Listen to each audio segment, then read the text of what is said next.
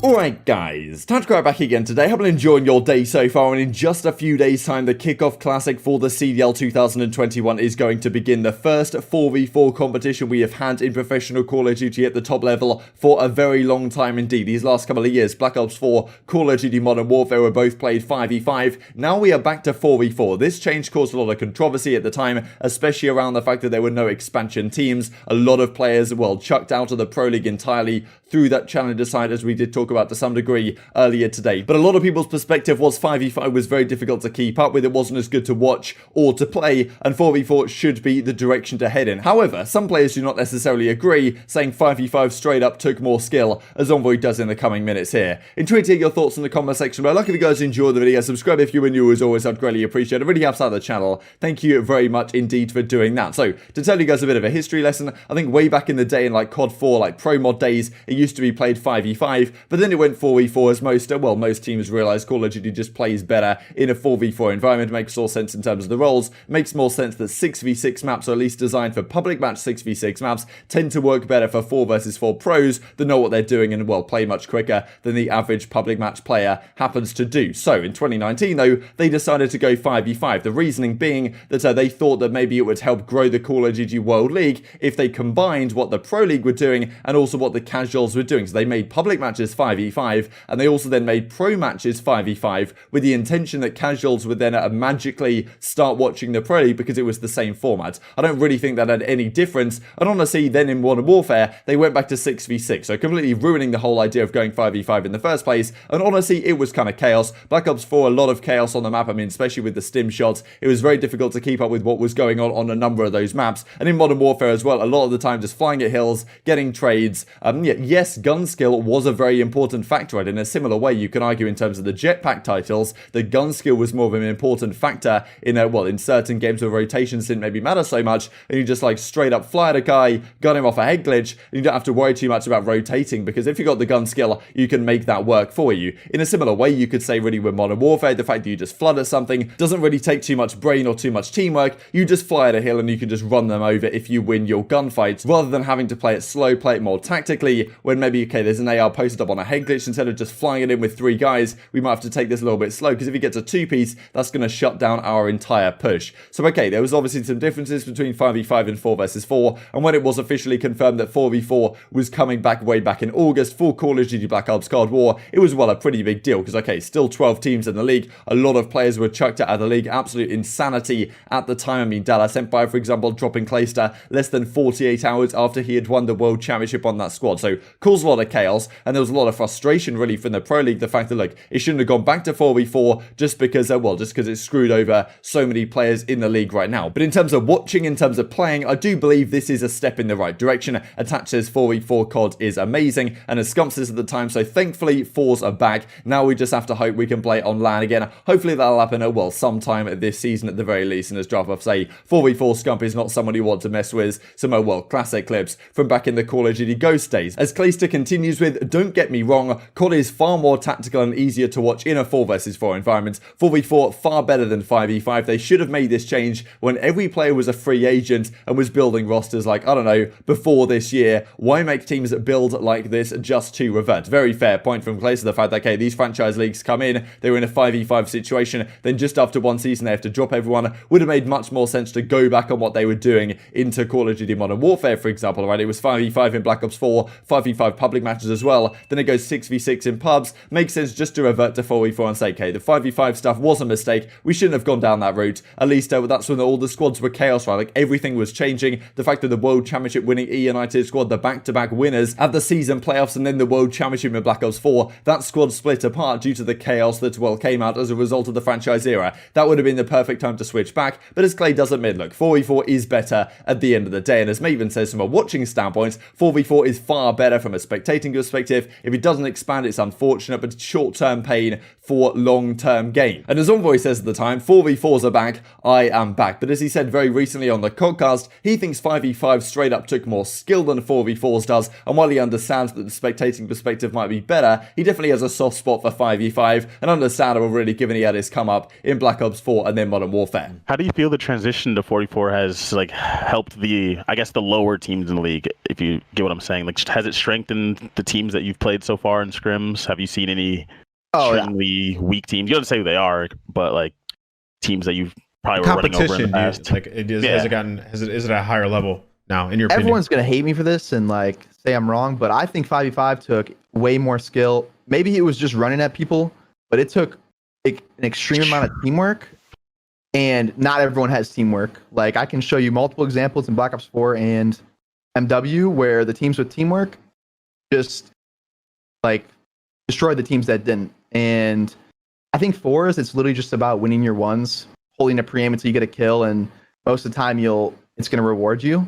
Which, I mean, I don't know. It goes both ways. You don't but think I think that the teamwork part of 5. This is an extremely unpopular opinion right here. But there's other Dude, I was just watching. I'm like, God damn, I forgot how like easy it is to watch 4v4 and how everything makes sense. And when like just the little things, like as a commentator, like being able to hype up that one gunfight that's really big and know it's like one big gunfight that decides the next hard point, unlike Modern Warfare, where it's like a guy could get a 10 piece and it wouldn't do like it was just, I don't know, man. It was really refreshing, and I kind of shared Teep's sentiment that I just want more. But Chris, thank you for just walking me through some things today. You're beautiful and intelligent. Yeah, no problem, bro. Yeah, how refreshing was it though to watch? Like, is that kind of charity oh my work? God, they're over Helping here, they're Baldy gonna out? spawn here.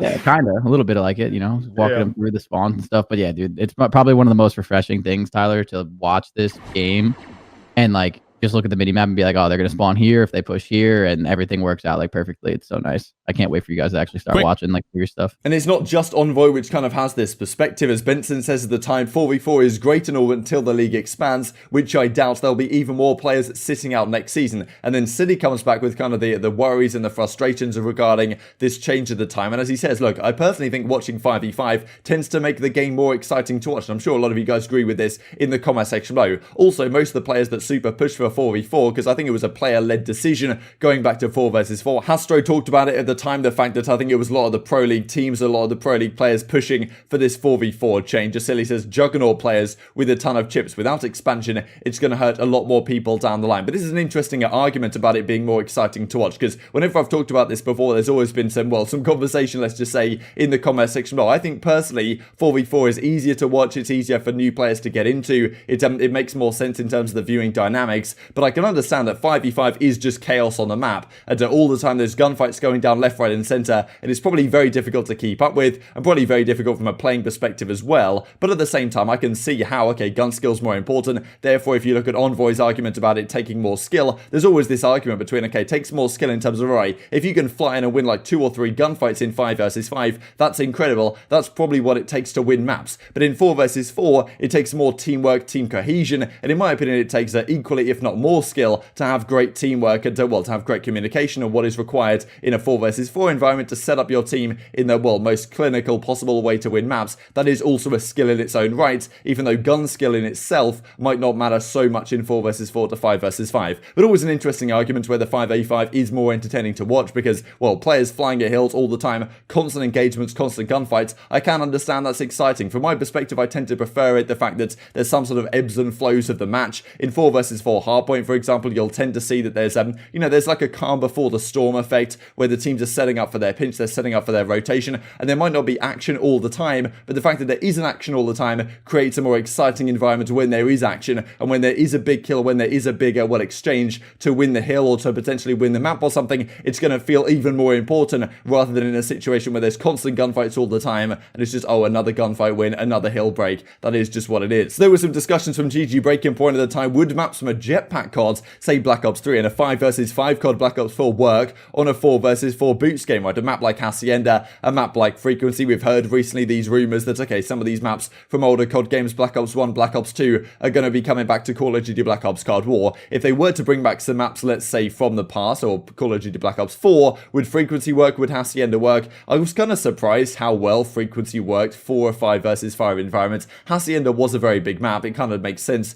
that it would work for 5v5, but the frequency was relatively small. The fact that 5 guys, or 10 guys really, could even fit on this map and still make it work was pretty impressive. And in 4v4, maybe it'd work again, but it doesn't seem like it will be coming back this Treyarch title, maybe next Treyarch title, until, well, something which might be in the works. And given we were speaking of Dylan Envoy, I thought I would mention this. Pretty incredible. Also related to Call of Duty Black Ops Cold War. 2 years ago today, we qualified for the leagues. If you guys may not remember this, but at the Pro League qualifier, Midnight Esports, this squad of, as you can see, TJHaLy, Ricky Achura was the coach. It was Lamagod, Envoy, Brack was on the left-hand side of it, which you can't see. You can see in this image. And then Parzelion was the squad. These guys were the talk of the town for a while. It was honestly incredible to watch. They went 6-0 in their Pro League qualifier. Didn't even lose a match. I mean, they understood how to play the game so much better than really anyone else did. And these guys completely came out of nowhere to, well, start dominating the league. Unfortunately, a lot of the rest of these guys, well, found themselves in difficult positions. Envoy, of course, now on the OpTic Chicago, done very well as a result of this. But unfortunately, the way this team broke apart at the time, there's a massive what if, to be honest. Like, what could this team have done if they had stayed together? But some management issues. I think the management at Midnight was trying to re-sign these guys to, well, sketchy contracts so that they could then sell these guys on for a lot more money when a Pro League team then wanted to pick up into the franchise era. It was kind of an interesting situation. As Adam Apicella said at the time, at most mismanaged team in esports history, what could have been is a story that we will never know. Probably the toughest situation of my career